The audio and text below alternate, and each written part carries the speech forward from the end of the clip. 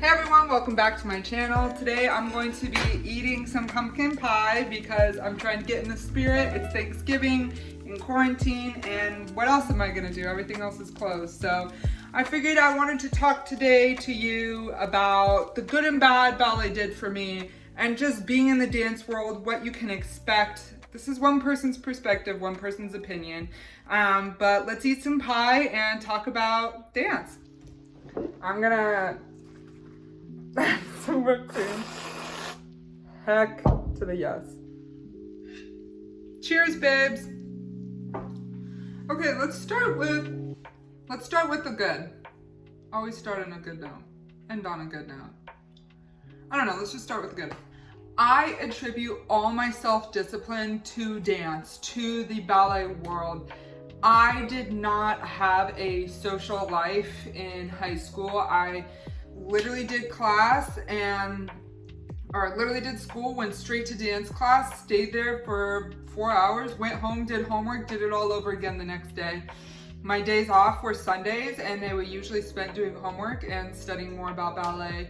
And I know to a lot of people, you know, that's not a good social life balance, and quite frankly, I agree. I said ballet and balance. I made my name Ballet and Balance because I think that there should be a balance between those two things. However, I'm not gonna discredit that time and say, you know, it was good for nothing, because ultimately it's what made me so disciplined. It's what made me self-regulated. It's what made me good at time management. It's what made me drive myself hard in school and in the classroom. And you know, I'm not gonna say that all of it was bad. I do agree there should be a balance between, you know, your social life, your academic life, and your athletic life, you know. But I would say that, you know, just doing the classroom and dance alone made me such a self-regulated and disciplined individual, even into today, right now, where I'm in a corporate job.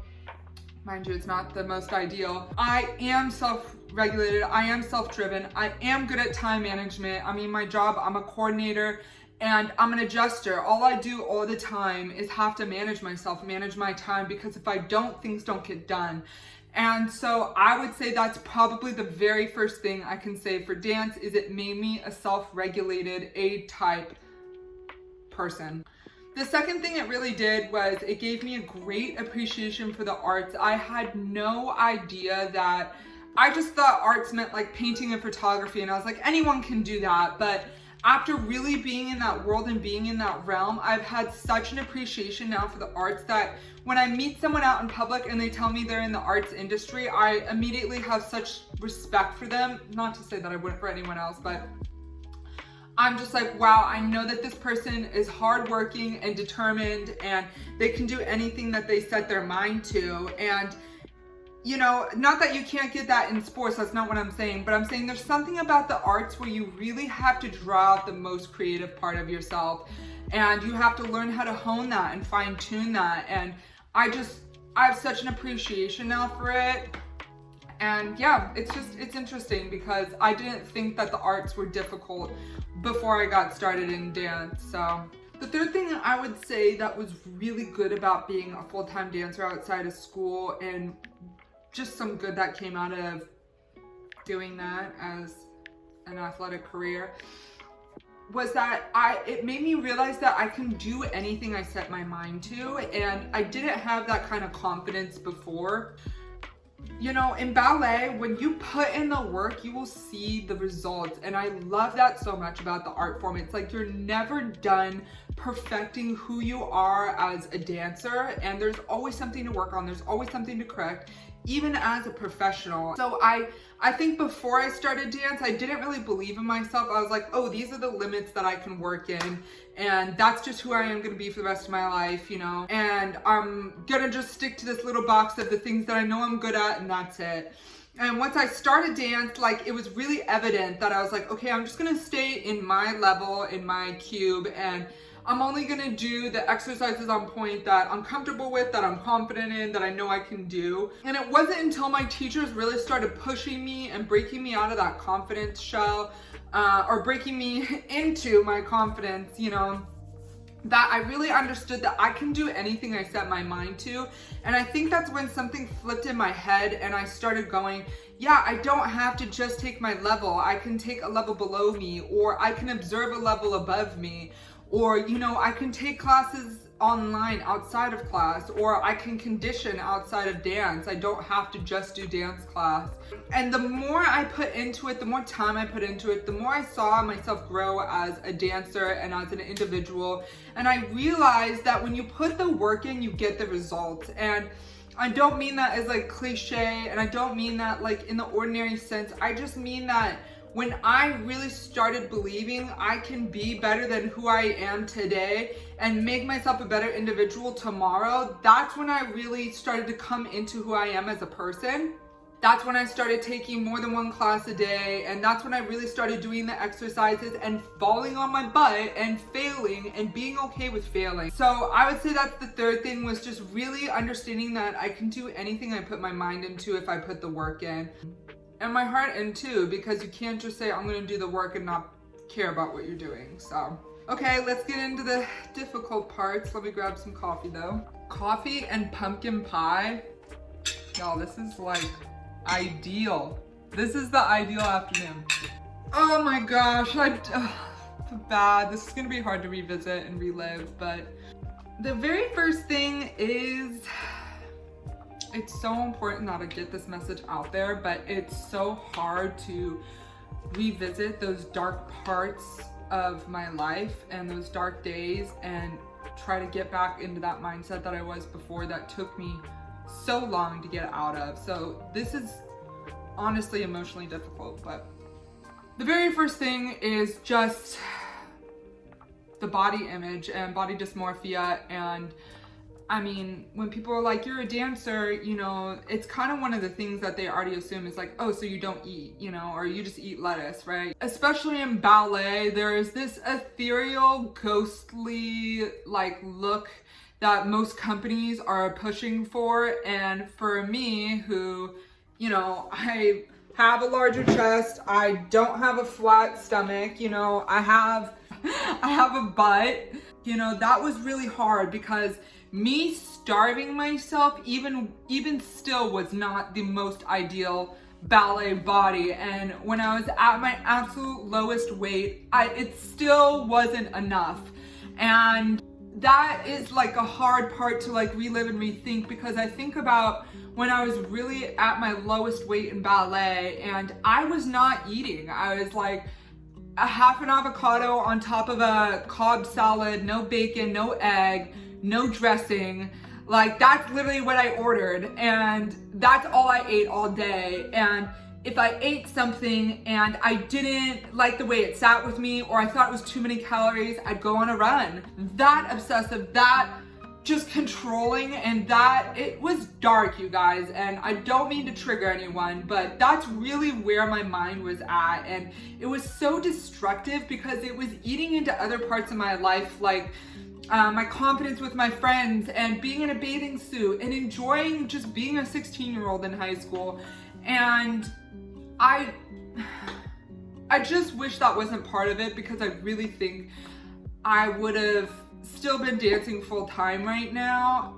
And although I've recovered, I cannot see myself going back to ballet in a pre-professional or professional sense. I would not want to be in a company today, because those standards are still there. And although, you know, they're starting to loosen up, that was such a hard thing to recover from. I mean, after I quit ballet and I really focused on recovery, it took me about 5 years to actually get back to who I was in my eating patterns and as a healthy individual before I started ballet, pre-ballet, pre-dance. 5 years, okay? That's a long time to recover from something. I mean, praise to God, praise to, you know, all the people that poured in so much love into my life and told me that, you know, I'm not defined by the amount of calories I eat every day. But my gosh, that, I'd never want to relive that again. So that was probably like the first bad thing or most toxic thing that came out of it. I think the second was just the emotional manipulation by my teachers, and it's a double-edged sword because they were pushing me and coaching me well, but it was with digging comments, and it was with, I don't want to see your lunch, and maybe it was with all the best intentions in the world, but think about when you're in high school and you're 14, 15, 16 years old, like, you're already so embarrassed about how you look as an individual. You're going through maybe puberty still, and you know, you're just already ashamed of how you look and how you feel in your body. You're already so self-conscious. So on top of that, to have a dance teacher that's like, I see your lunch, too much jiggle, or, you know, don't eat too much, or, you know, let's stay fit over break, you know, it's so triggering. It's so triggering, especially because it's Thanksgiving, Christmas, and I just remember my dance teachers were like, you know, let's really think about what's on our plate, and it's just so toxic. So I think it was the emotional manipulation, and it was the like dangling the carrot in front of you, right? So, you know, if you try hard enough, maybe you'll get that role next year. And I know dance isn't special in that sense. I know that's also in the arts industry, and especially in dance. And again, this is just one individual's perception. Why am I so self-conscious right now? No one cares, Gabby. Just get this off your chest and talk about it. People need to hear this. Especially in dance, there's a lot of emotional manipulation, and you're not good enough until you do more. And I see how that bled into other parts of my life, and I see how that was a bad thing.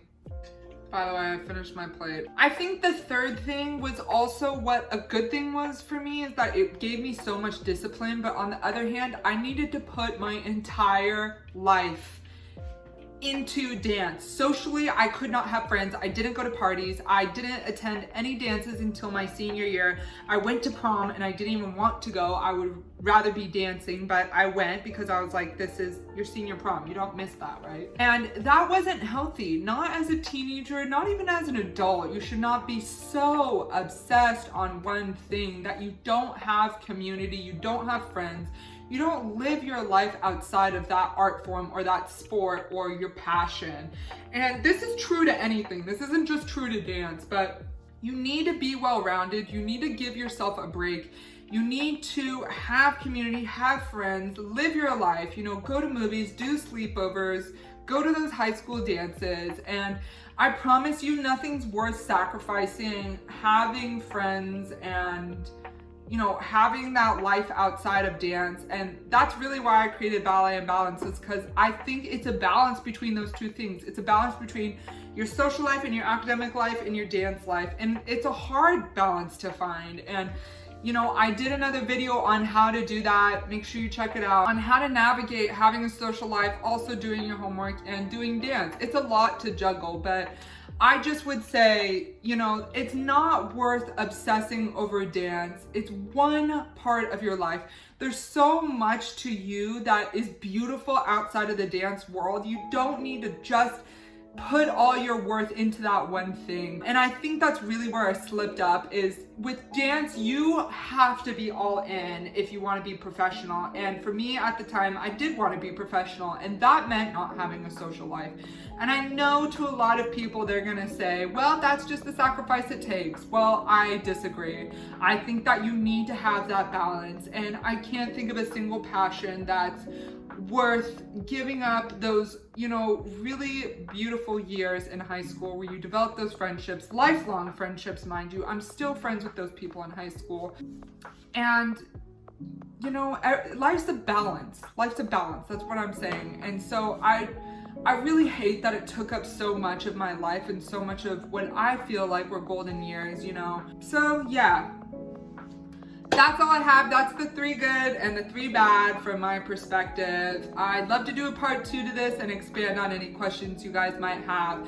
Make sure you like and subscribe. Go ahead and hit that notification bell so you get notifications on every time I post. Make sure you guys drop a comment if there was something that helped you or something you want to see next. Give me ideas. I love ideas. Give me YouTube ideas. I want to know what you guys like. As always, have a great day, and my DMs are open if you need me. See ya.